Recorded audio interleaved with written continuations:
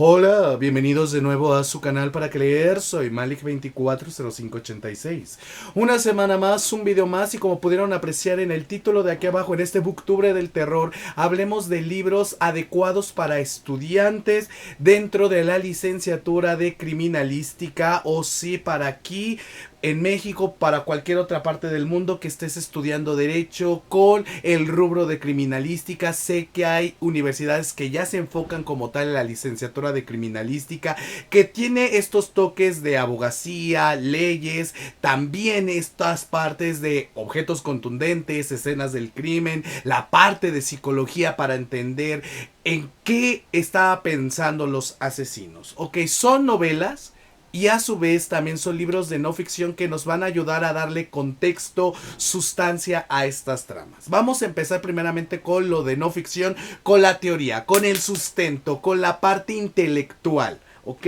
Perfiles criminales de Vicente Garrido Genovés, un acercamiento a los asesinos en serie más famosos de la historia. Este autor es muy famoso y es básico en la licenciatura de criminalística porque el señor es criminólogo, pero porque sabe detallarte perfectamente los elementos de un crimen, ya dejando de lado la parte de las leyes, los derechos, el estudio psicoterapéutico, psicológico, psicohormonal del asesino serial, sino que a su vez te sabe diferenciar entre el hecho delictivo y el hecho criminal. El hecho delictivo es algo que no es planeado y se ejecuta, como el robo a un Oxxo, el robo a un banco, etcétera. Mientras que el hecho criminal, el asesino criminal, él tiene un método, es deductivo, es inteligente y va paso a paso como cualquier método de investigación.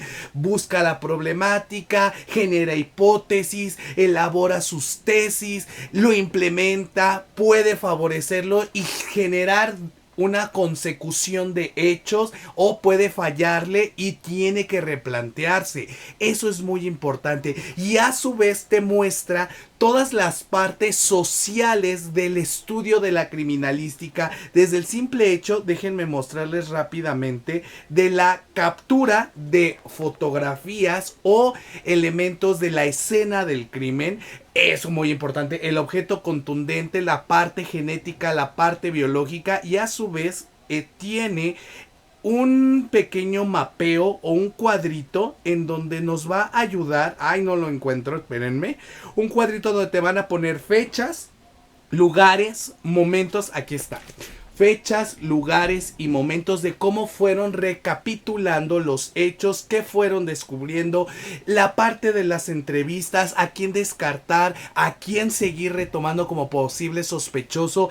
Estas tablitas que te muestra Vicente Garrido Genovés ayudan muchísimo a la parte criminalística, porque ya no solamente es decir, me siento el todopoderoso y me quiero sentir el dios y por eso voy a atrapar criminales. Obviamente no. Tienes que ser una persona muy deductiva, muy inteligente, muy sagaz y sobre todo quitarte estigmas, quitarte estereotipos de la sociedad. Tienes que ser una persona realmente muy abierta en la mente, porque vas a encontrar cosas muy perturbadoras en estos hechos criminales. Obviamente tenemos asesinos seriales en México, una mirada a su psique criminal, porque vamos a ver la parte social, biológica y traumante de por qué estas personas se volvieron criminales. Vamos a verlo desde una visión periodística, desde una visión psicológica y desde la antropología social, a través de las narrativas que nos da Filiberto Cruz Monroy. Una antología en donde tristemente, y lo tengo que decir aquí en México, la mayoría de las personas que estudian criminalística o tienen unos estereotipos sociales muy marcados, o son unos machos desgraciados, irreverentes, o tienen parejas que son un punto en la nada y ellos terminan siendo otro punto en la nada y una mancha perdida en el horizonte. Porque ¿cómo es posible que pasen años, en verdad años y décadas, y no puedan cerrar casos y no puedan encontrar criminales? O por ser corruptos, o por ser unos flojos, o por ser, perdónenme la palabra, unos estúpidos ignorantes, que siguen los cuadros estigmatizados de la sociedad. y que además a su vez y sobre todo me gusta este libro porque yo no sé cómo sean los criminales en otros países, que lo vimos con Vicente Garrido Genovés, que son un poco más astutos, vemos los grandes asesinos seriales en Estados Unidos que son en verdad inteligentísimos. Acá la mayoría de los asesinos sí se escucha muy feo, tienen una homofobia integrada o un machismo inmerso en donde la mayoría de las víctimas o son mujeres o son niñas o son niños o son homosexuales. O sea, en verdad, el elemento del crimen es machista en lo absoluto. Las personas que estudian criminalística pueden caer en el machismo, sí, si no renuevan ese chip de la cabeza. Y estos dos libros te ayudan a vislumbrarlo perfectamente. Ok, una vez que ya entendimos este contexto, ahora sí vámonos a las novelas. Primeramente, Augusto Dupin. Tienes que leer a Augusto Dupin si amas la literatura criminal, si eres estudiante de criminalística, porque en El doble asesinato de la calle de la morgue, Augusto Dupin te enseña la metodología de un crimen y la metodología de investigación de un detective o un policía. La recapitulada de hechos, la búsqueda de objetos, la deducción de los espacios, la interpretación de la corporeidad de los principales sospechosos, los tiempos de ejecución. Augusto Dupin te enseña método, paso 1, paso 2, paso 3, paso 4, paso 5, reeducación y repites para encontrar al causante de la muerte y los asesinatos. No se trata nada más de conozco las leyes, conozco a los principales sospechosos, disculpen el ruido de allá afuera, es un método. La criminalística es un método y Augusto Dupin la hizo perfectamente. Después tienes que leer a fuerza si te gusta la literatura criminal, y me voy a ir muy clásico en esta ocasión porque puedo ir a lo más cliché, a lo más burdo, si lo quieren decir, a John Katzenbach o a John Grisham, que son thrillers políticos y thrillers policíacos. Pero si estás estudiando criminalística, repito, tienes que saber de leyes, tienes que saber de métodos, tienes que saber de deducciones, tienes que saber de psicología, tienes que saber de antropología social, y estos autores te pueden dar todo eso para ampliar tu espectro lector. Las aventuras de Sherlock Holmes de Sir Arthur Conan Doyle. ¿Por qué? Aquí te da el claro ejemplo de la deducción y de los 4 elementos que tiene que tener un hecho criminal, no un hecho delictivo, un hecho criminal. El asesino y las pulsiones de ese asesino. El objeto contundente y sus alrededores. Principales sospechosos en donde todos tienen que tener un ápice de culpabilidad.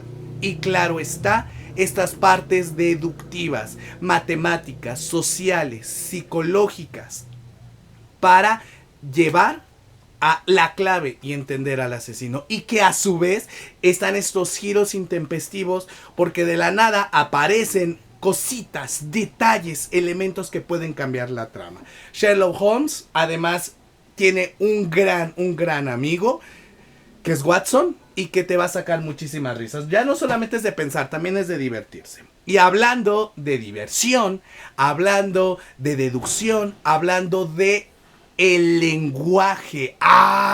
Porque sí, también dentro de los hechos criminales tienes que saber qué lenguaje usar. La joya robada de Lige Troconis, en donde a través de la retórica, la poesía, los diálogos, las fotografías mentales, te vas a dar cuenta que Don Quijote puede ser un gran detective a la hora de resolver un hecho criminal, un asesinato en un lugar cerrado. Una novela fascinante, muy sencilla. Si quieres empezar a leer literatura criminalística, esta es tu obra. Y te enseña el uso y la manipulación del lenguaje, y como lo dije en un principio, como lo dijo Genovés y como lo dijo Filiberto, la manipulación de la corporeidad.